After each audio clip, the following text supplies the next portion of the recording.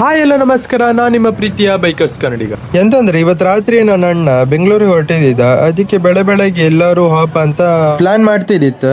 ಪಟ್ಟಂತ ಮೈಂಡಿಗೆ ಬಂದದ್ ಮೆಡಿಕಲ್ ಗೊಡ್ಡ ಕಾಣಿ. ಗಾಡಿಯಲ್ಲಿ ಪೆಟ್ರೋಲ್ ಇರ್ಲೇ ಇದ್ದಿತ್ತು. ಅದಕ್ಕೆ ಪೆಟ್ರೋಲ್ ಬಂಕಿಗೆ ಬಂದು ಪೆಟ್ರೋಲ್ ತುಂಬಿಸ್ಕೊಂಡು ಜುಯ್ಕ ಹಾಪದ್ ಕಾಣಿ. ರೀಲ್ಸ್ ಮಾಡ್ತೀರಾ? ಇಲ್ಲಿ ಚೆಕ್ ಪೋಸ್ಟ್ ಹತ್ರ ಒಂದ್ ಸ್ವಲ್ಪ ನಿಲ್ಸ್ರು, ಡೀಟೇಲ್ಸ್ ಕೇಳ್ಬೇಕು ಅಷ್ಟೇ.